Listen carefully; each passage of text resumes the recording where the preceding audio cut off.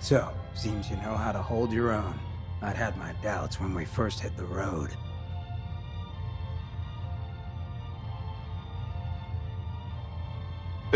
Thanks. You're not so bad yourself. I never get many complaints. It's just real rare these days. Find someone who's not willing to take things the way they're handed to them. Too many good folks not willing to get their hands dirty. And too many assholes taking advantage of it. Look at what happened at Diamond City. Before McDonough took over, it was a half-decent place to live. A little stricter than I usually go for, but not terrible. I thought he and I had a pretty happy childhood. But then he decides he's gonna try and get elected with his anti-ghoul crusade. Mankind for McDonough. Before you know it, you got families with kids lining up to drag folks they called neighbor out of their homes and throw them to the ruins.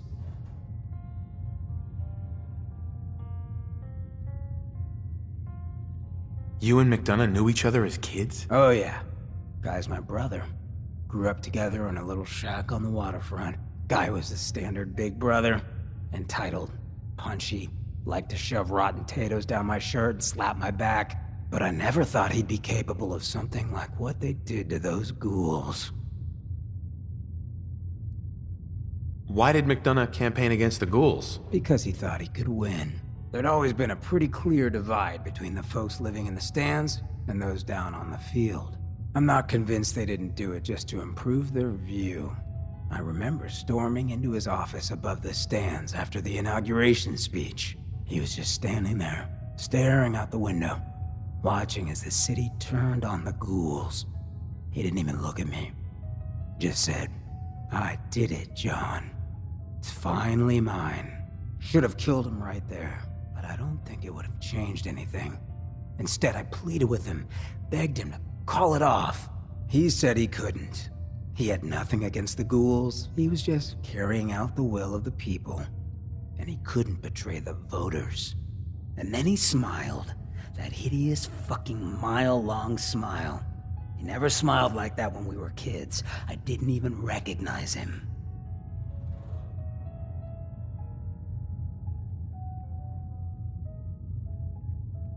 What do you mean you didn't recognize him? I don't know, just didn't seem like the guy I grew up with. Guess that all makes sense now, knowing that he was with the Institute. But honestly, I think I'm more angry now. I mean, where do I draw the line? Was the guy I grew up with the amoral piece of trash who gave the ghouls the boot, or was that just some synth making a play for the city? Have I been hating the guy all these years for nothing? Almost makes me wish I didn't know. At the time, though, I just couldn't wait to get away from him and his whole damn constituency. He murdered those ghouls. Him and that whole damn city. I still wasn't a ghoul at this point, so I didn't have to leave, but I couldn't bring myself to stay in that cesspool after that. I'd been sneaking off the Good Neighbor for years to get decent chems, so I knew the safe routes. I managed to track down a couple of the families, lead them there, but most couldn't get used to the Good Neighbor lifestyle.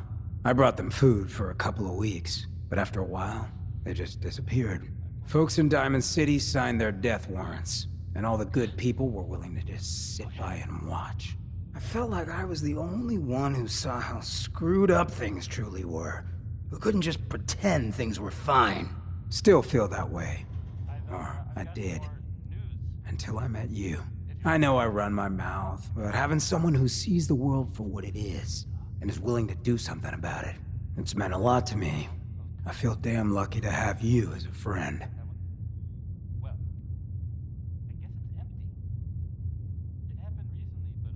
I feel exactly the same, Hancock. It's been a hell of a ride thus far. Then here's to a long road, with plenty of ammo. Well, thanks for hearing me out. You probably weren't looking for a history lesson, were ya? You wanna hit the road?